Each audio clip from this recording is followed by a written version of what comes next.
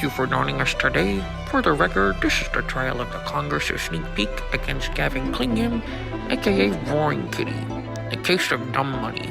Yes, Your Honor. Before we begin, Gavin, you have an opportunity to make an oral statement. Would you like to do so? I like the movie.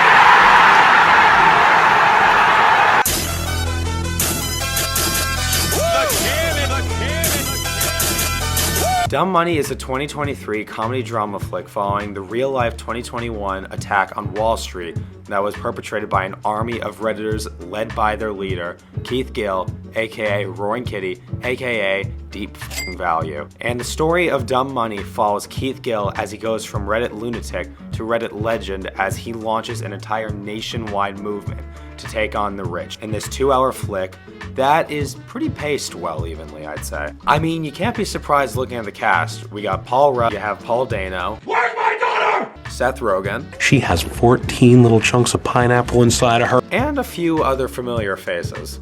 Oh, and before I forget, did you know that the Winklevosses produced this movie? That's right, the two main villains of The Social Network and real-life billionaires helped produce this film. Irony can be so painful sometimes.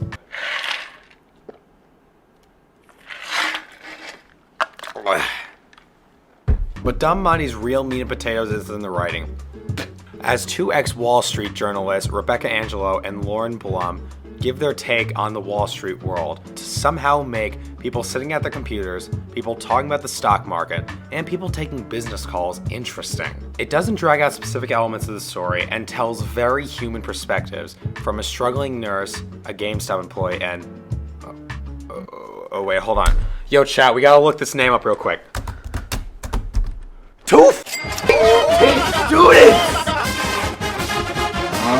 While set in a very specific time period, the focus on characters and the idea of the people versus the rich really helped give it a timeless feeling instead of just focusing all too much on the Reddit aspect of it. And as if the witty writing and human moments weren't enough, the film's also funny. Like, not bust out of your chair funny, but like, there were a few moments that made me chuckle. And I think that's pretty cool. But there is one flaw in this thing's narrative.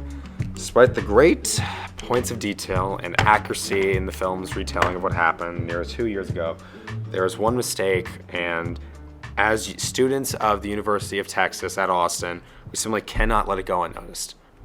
My friends, the dorms on campus are not that nice. Like, where are they filming this? Are they filming this at Jester?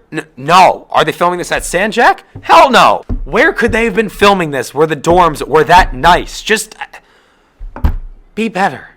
Just be better.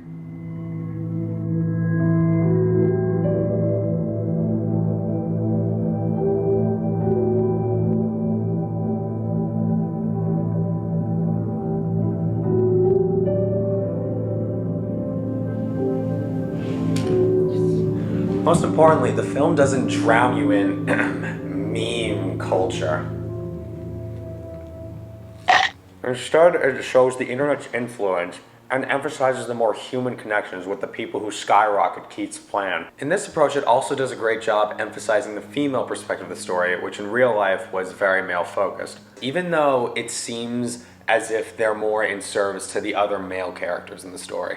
That's not to say that the romantic subplot between the two girls at UT Austin, or the story of Keith's wife Caroline showing the united strike against corporate America wasn't at all service to the story.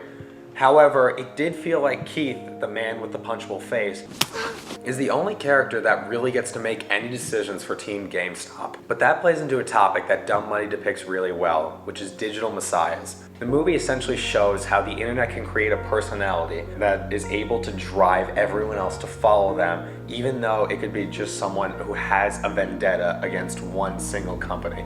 That's stupid. That's never happened in real life. Stop being mean to your brother, okay? He's gonna be a big movie guy. He could be a movie guy, but you shouldn't lie. There's no such thing as a mob mentality. That's just dumb people. Didn't you go to the Area 51 raid a few years ago? Yeah, but I was invited. That's a different situation, okay? Bye, Pete Davidson. Anyway, back to the review. The one thing I'm a little bit iffy on is the fact that the movie seems to want to pose this as the lower class takes on the elite, while at the same time it doesn't portray anything really challenging and it stays as centrist as it possibly can. But I mean, who am I kidding? It's what happens when you have the Winklevosses produce your movie, for Christ's sakes. The only politics you could really get from this movie are that lesbian couples are cool, you don't have to wear a mask at GameStop if your boss is Dane DeHaan, and AOC is hot. Yes, that is a real line said by Pete Davidson, who plays Pete Davidson in the movie.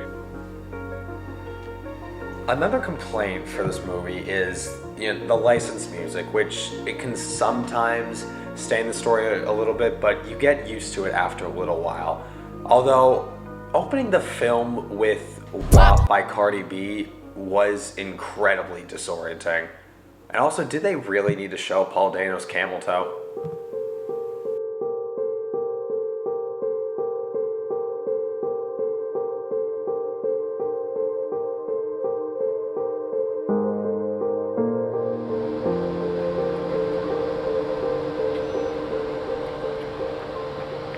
So just to recap, Dumb Money is a fun movie with a great cast, solid jokes, and accurate depictions of Reddit culture, all while making Wall Street politics interesting. So I'd say a 7 out of 10. This is Gavin Clingham from Sneak Peek, signing off.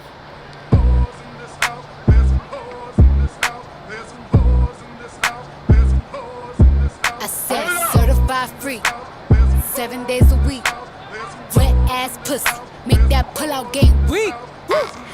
Wait, Dane DeHaan's in the movie?